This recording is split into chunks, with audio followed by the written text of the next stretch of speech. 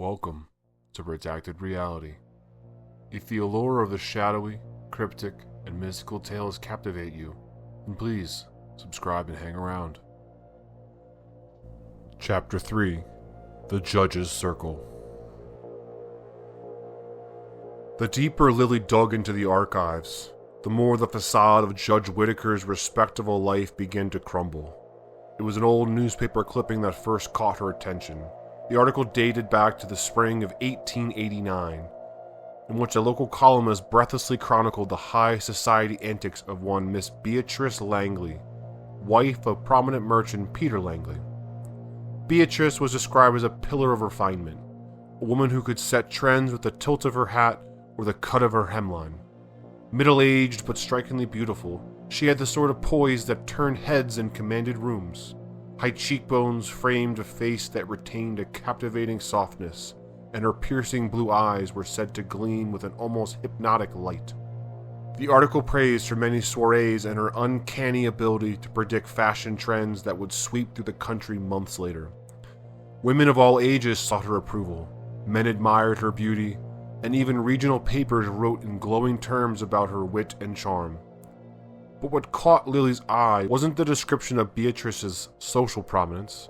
It was the casual mention of Judge Elias Whitaker, who had been seen attending several of her gatherings. The columnist noted that the two often indulged in spirited intellectual discussions, their mutual admiration of esoteric philosophy being a frequent topic of speculation.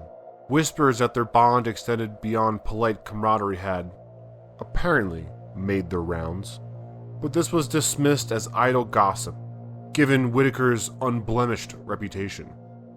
Intrigued, Lily pried deeper, combing through other articles and personal accounts that painted a more complex picture of Beatrice and her relationship with the judge.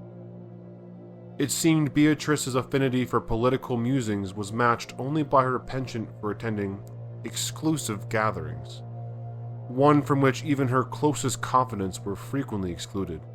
Her absences from town events became more noticeable, and as weeks stretched into months, scrutiny fell on her increasingly elaborate excuses for missed social appearances. It was then that Lily stumbled upon a strange and incomplete account written in a local journal that served as a precursor to investigative reporting. The account detailed how Beatrice's husband, Peter Langley, had grown suspicious of his wife's behavior during the final years of their marriage. Initially, Peter dismissed her late nights and secretive demeanor as the harmless habits of a woman craving novelty in a life of routine. But as whispers of her companionship with Judge Whitaker grew louder and her absences more conspicuous, Peter's unease deepened. According to the journal entry, Peter decided to follow Beatrice one night after she claimed to be attending an emergency meeting regarding charitable contributions. He trailed her along winding dirt roads that led from their large estate in town and into the dense woods near the judge's property. It was there, concealed among the undergrowth, that Peter's suspicion turned to horror.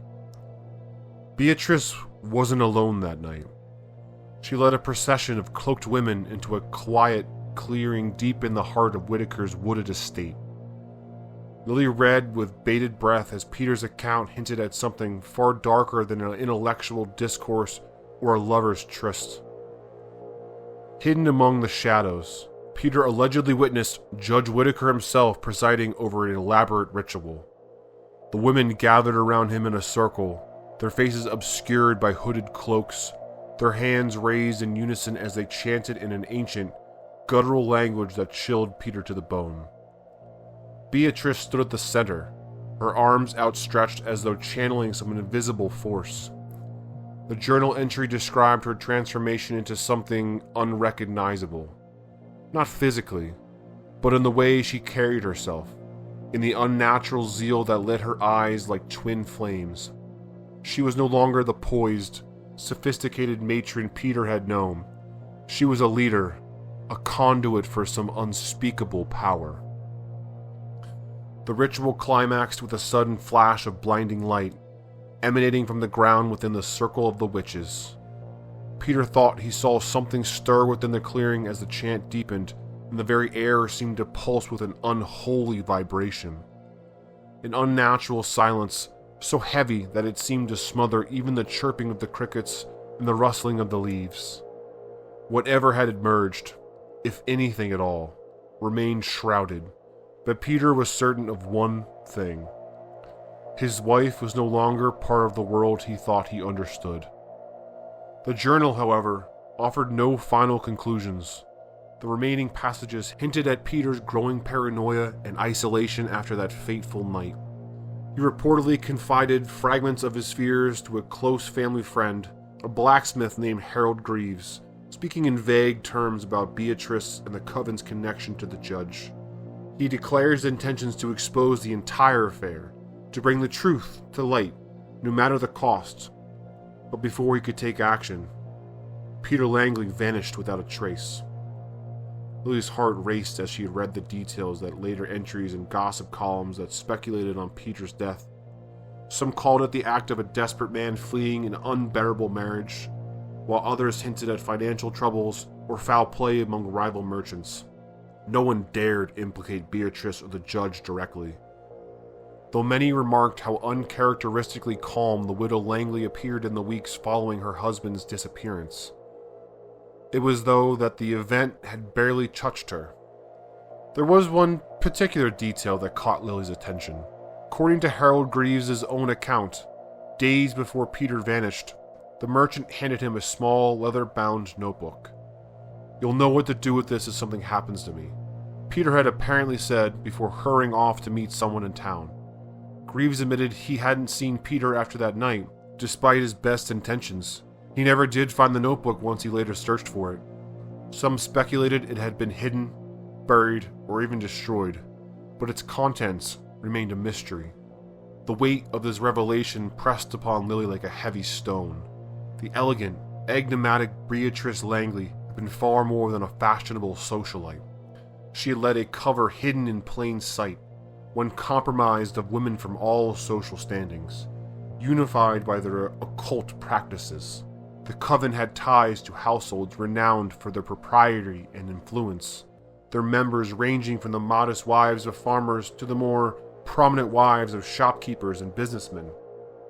Worse still, their allegiance to Judge Whittaker connected the dots in ways Lily had feared to consider. What Peter Langley had seen that night in the woods wasn't just an ordinary ritual.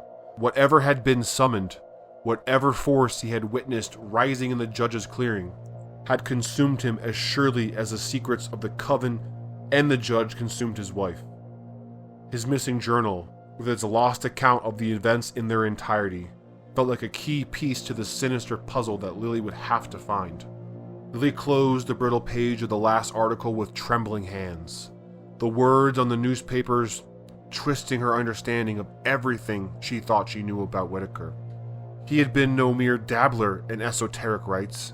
He had been a leader, perhaps even a mastermind, weaving the morals of men of the town into something more darker than anyone could see.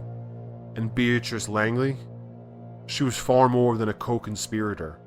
She had, by all signs, become his most powerful accomplice.